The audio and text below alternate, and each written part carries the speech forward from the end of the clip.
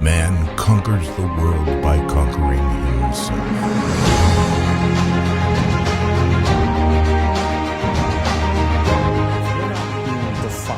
By a vision of the future, then you're left with the old memories of the past and you will be predictable in your life. And if you wake up in the morning and you're not being defined by a vision of the future, as you see the same people and you go to the same places and you do the exact same thing at the exact same time, it's no longer that your personality is creating your personal reality. Now your personal reality is affecting or creating your personality. Your environment is really controlling how you think and feel unconsciously, because every person, everything, every place, every experience has a neurological network in your brain. Every experience that you have with every person produces an emotion. So some people will use their boss to reaffirm their addiction to judgment. They'll use their enemy to reaffirm their addiction to hatred. They'll use their friends to reaffirm their addiction to suffering. So now they need the outer world to feel something. So to change then is to be greater than your environment, to be greater than the conditions in your world. And the environment is that seductive. So then why is meditation the tool? Well, let's sit down, let's close our eyes.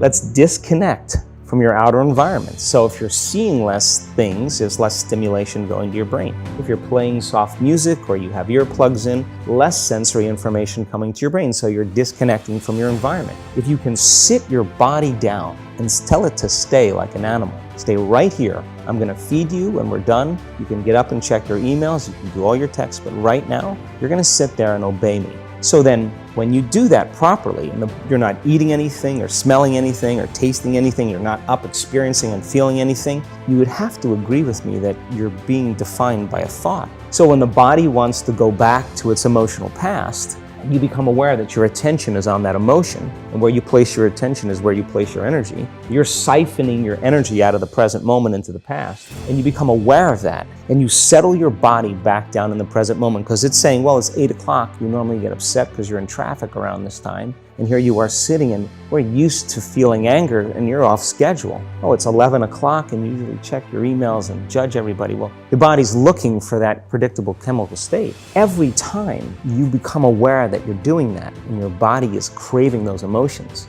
and you settle it back down into the present moment, you're telling the body it's no longer the mind, that you're the mind. And now your will is getting greater than the program. And if you keep doing this over and over again, over and over again, over and over again, just like training a stallion or a dog, it's just gonna say, I'm gonna sit. And the moment that happens, and the body's no longer the mind, when it finally surrenders, there's a liberation of energy. We go from particle to wave, from matter to energy, and we free ourselves from the chains of those emotions that keep us in the familiar past. And we've seen this thousands of times. In fact, we can actually predict it now on a brain scan.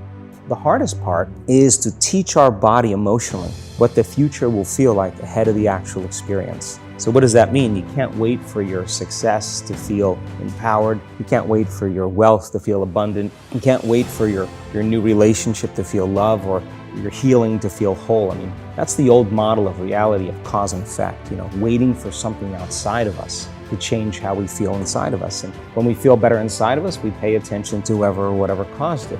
What that means then is that from the Newtonian world is that most people spend their whole life living in lack, waiting for something to change out there. The Newtonian world is all about the predictable. It's all about predicting a future. But the quantum model of reality is about causing an effect. The moment you start feeling abundant and worthy, you are generating wealth. The moment you're empowered and feel it, you're beginning to step towards your success. The moment you start feeling whole, your healing begins. And when you love yourself and you love all of life, you'll create an equal. And now you're causing an effect. And I think that's the difference between living as a victim in your world, saying, I am this way because of this person or that thing or this experience. They made me think and feel this way. When you switch that around, you become a creator of your world, and you start saying, my thinking and my feeling is changing an outcome in my life. And now that's a whole different game, and we start believing more that we're creators of reality.